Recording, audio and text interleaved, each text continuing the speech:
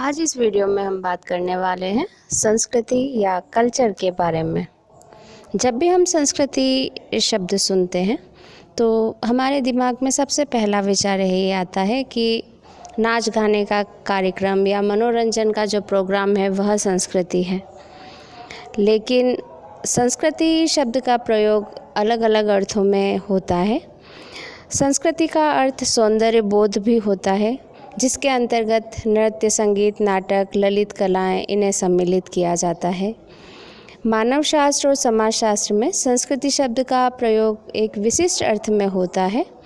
यहाँ इसका अभिप्राय मानव जाति के रहन सहन, आचार विचार, भावनाएं, विश्वास, विचारों और विभिन्न प्रकार की उपलब्धियों के समग्र रूप से होता है। संस्कृति के अंतर्गत दो पहलुओं को सम्मिलित किया जाता है। पहला एक दूसरे से, और ये दोनों एक दूसरे से जुड़े हुए हैं। पहला तो है संस्कृति मनुष्य की क्षमता, कुशलता, जीवन के आदर्शों और प्रतिमानों को बताती है, तो दूसरी ओर वह मनुष्य के भौतिक उपलब्धियों को बताती है, जिनसे मनुष्य अपनी आवश्यकताओं को पूरा करने में सफल होता है। संस्कृति के अर्थ के संबंध में विभिन्न सामाजिक विज्ञानों और विशेषकर मानव शास्त्र और समाजशास्त्र में थोड़ा अंतर है।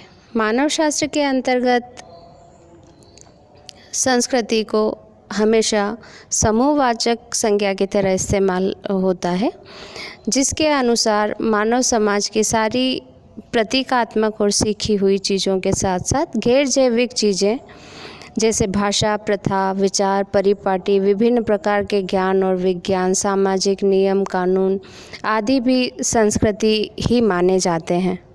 संस्कृति का अध्ययन समाजशास्त्र के क्षेत्र में भी होता है, लेकिन समाजशास्त्र को संस्कृति का विज्ञान नहीं कहा जा सकता।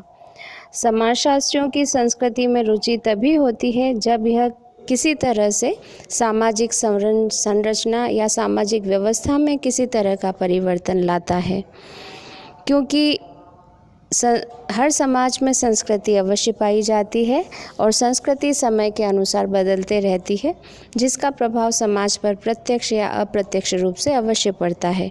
इसी वजह से समाजशास्त्र में संस्कृति का अध्ययन किया जाता है।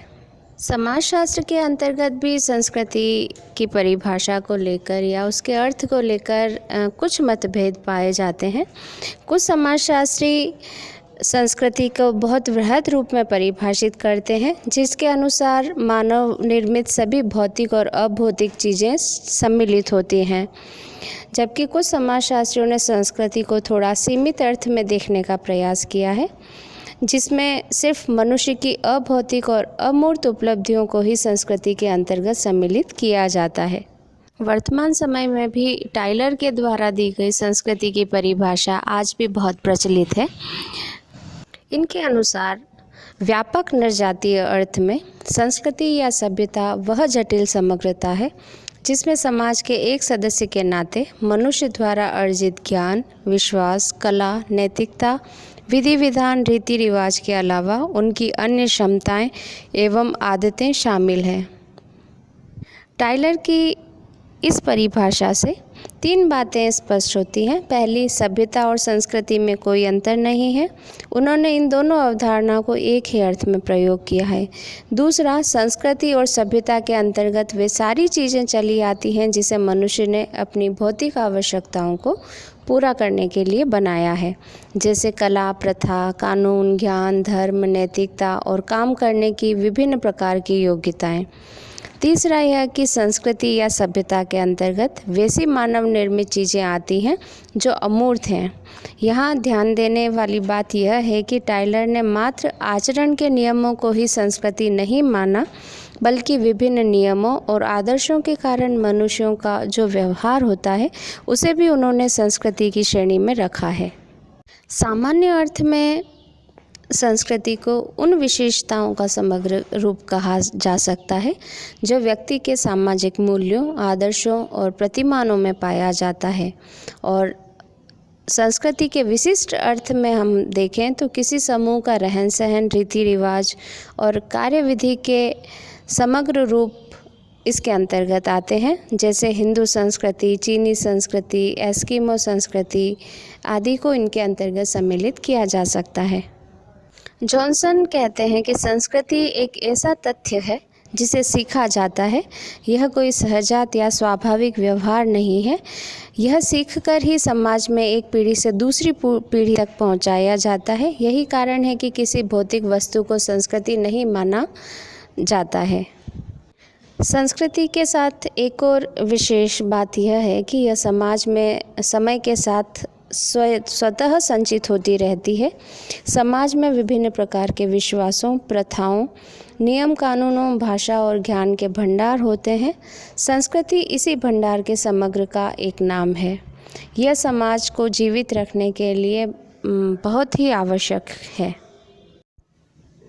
रेडफील्ड ने संस्कृति को परिभाषित करते हुए कहा है कि संस्कृति कला और उपकरणों में जाहिर परंपरागत ज्ञान का वह संगठित रूप है जो परंपरा के द्वारा संरक्षित होकर मानव समूह की विशेषता बन जाता है।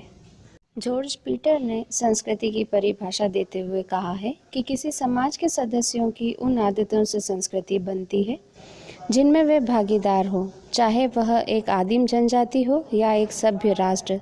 संस्कृति एकीकृत आदतों की प्रणाली है।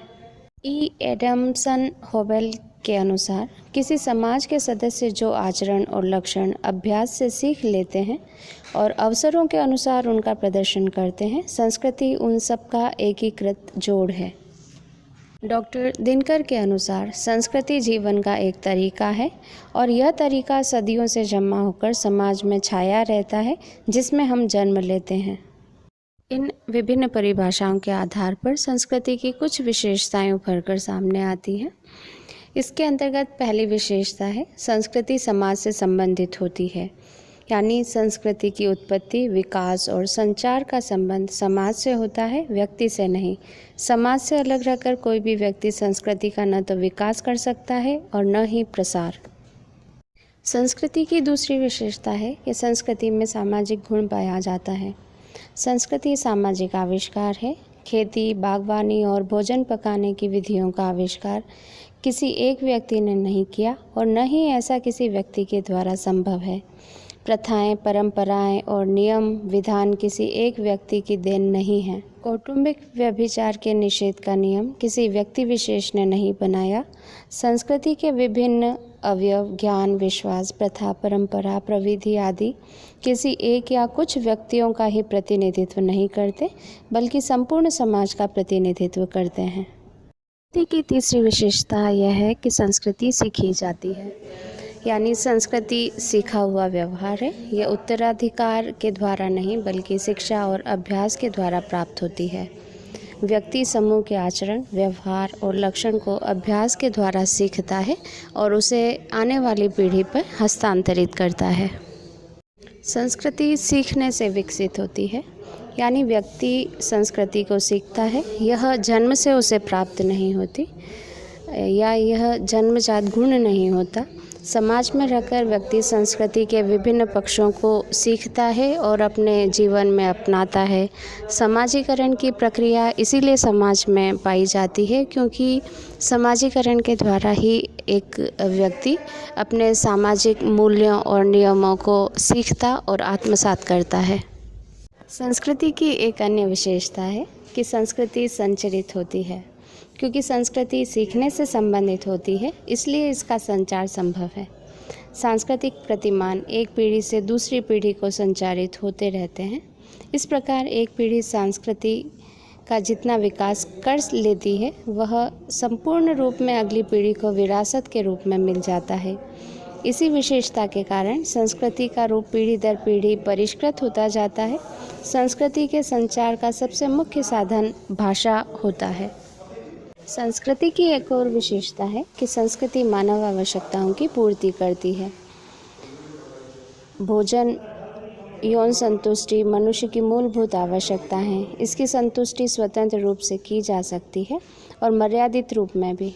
पहली विधि घोर बर्बरता की ओर इंगित करती है और जो अंततः व्यक्ति के लिए अहितकारी होती है। मर्यादित रूप संस्कृति का सूचक है जो पीढ़ियों के सामाजिक अनुभव, जैसे एक विवाह के कारण विकसित हुआ है और व्यक्ति के समूह के हितों की बेहतर पूर्ति का श्रेष्ठ साधन होता है।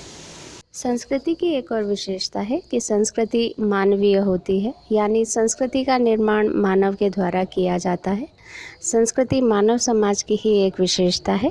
पशुओं में संस्कृति नहीं पाई जाती, क्योंकि मनुष्य बौद्धिक स्तर पर ऊंचा होता है, उसका बौद्धिक स्तर विकसित होता है, इसलिए उसने संस्कृति का निर्माण किया है और उसके द्वारा अपनी आवश्यकताओं को पूरा करने का प्रयास वह करता है और संस्कृति एक पीढ़ी से दूसरी पीढ़ी को हस्तांतरित होती जाती है।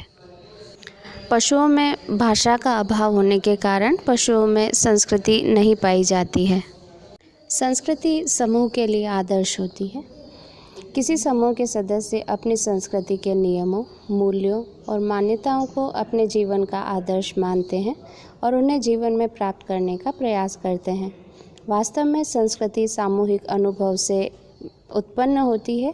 यह उन्हीं मूल्यों, मानकों और लक्ष्यों को स्थापित करती है जो पीढ़ियों के अनुभव के कारण विकसित और वांछित होते हैं। वेद पूज्य हैं, सांसारिक आकर्षण मिथ्या है, धन, वैभव, यौवन का लोभ विनाश का कारण है। इनका उतना ही सेवन करना चाहिए जो धर्मानुकूल या जीवन के लिए आवश्यक है।